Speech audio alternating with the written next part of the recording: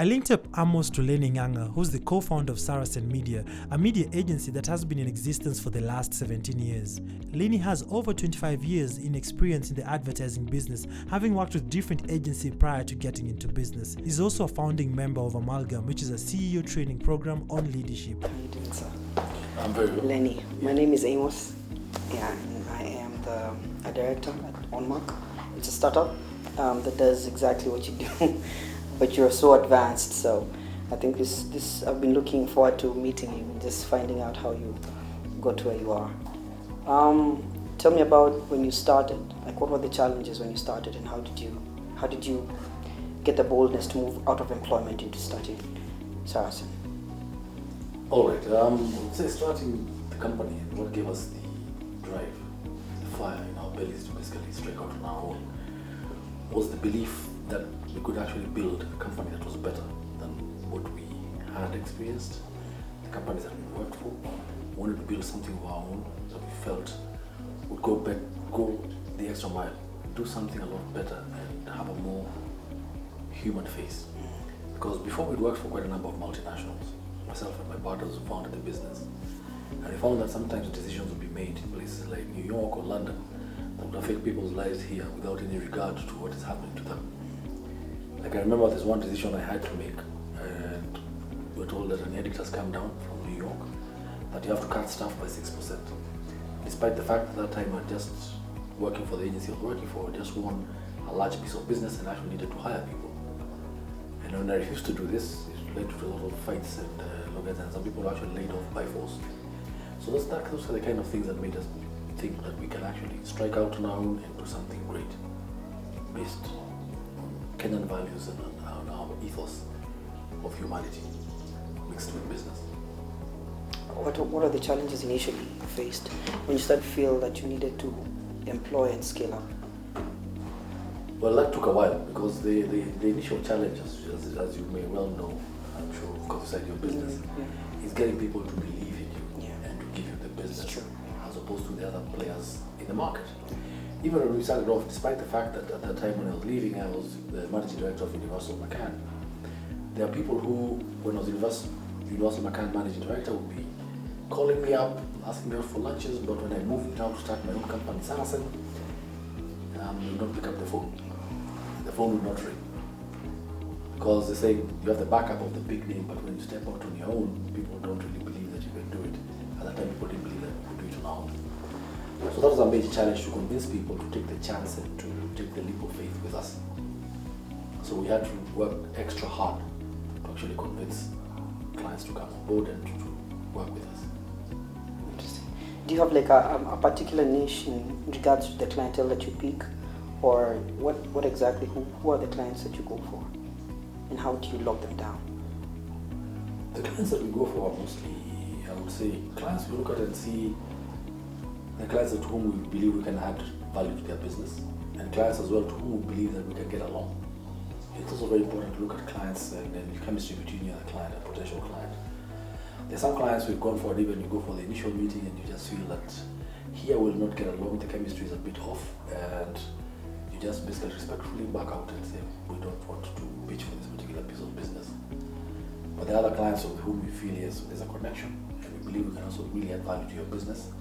And as well, a very important thing, if you can feel passionate about a client's business, that really helps a lot in getting you to do the best work that you can on that client's business, and also going the extra mile for that particular client.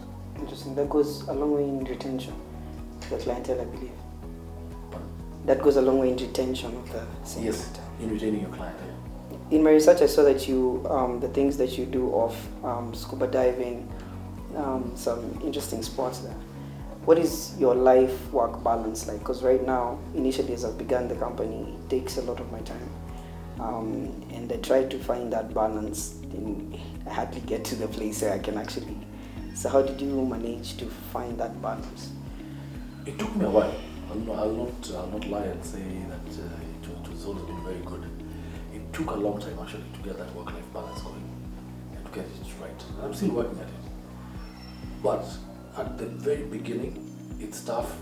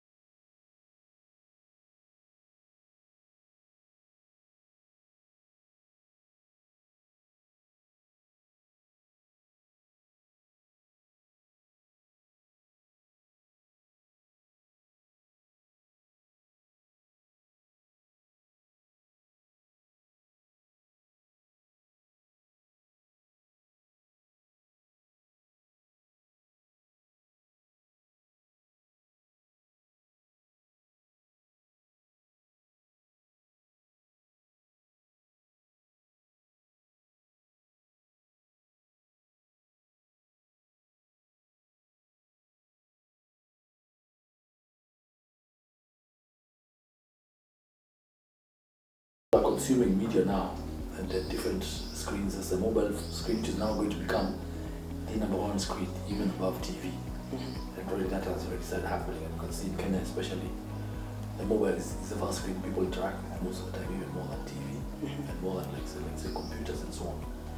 So the whole connected space, and because you're of the generation that is actually digital natives, you grew up with technology. Yes, sir. Most of the people in my generation, I remember in my first job at Ogilvy, we got a computer when I was in my second year on the job. There was no computers before that. So you have an advantage in that you understand this space and you've lived it. And also, another area that a lot of people are struggling with is understanding the millennial generation. So these are your people. They're people you understand extremely well, and this is a niche that you can carve out for yourself and say, yes, I understand the millennials, I understand.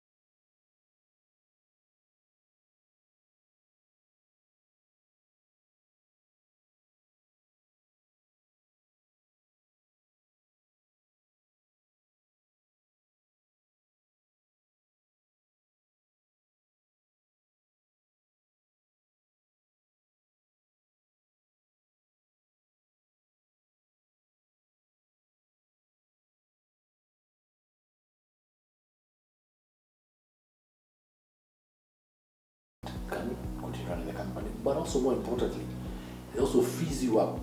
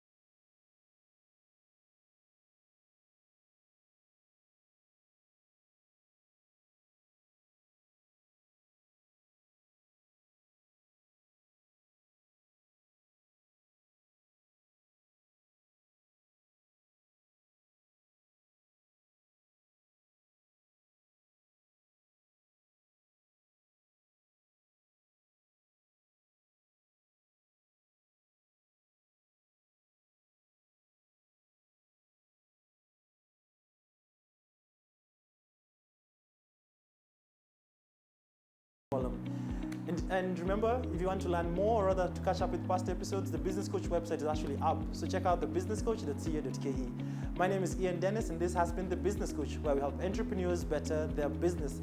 See you next week. Same place, same time. KTN, #KTN Business Coach. Here are events to look out for. On October 17th, there's an Investment Readiness Master Seminar happening at Meta Nairobi from 10 a.m. to 1 p.m. On October 23rd, there's a Women in Tech event happening at the Nairobi Garage from 2 p.m. to 5 p.m. On October 31st, there's a Changing the World Innovations and Better Life event happening at Macmillan Memorial Library from 4 p.m. to 8:30 p.m. If you like your event mentioned or the Business Coach to be a part of your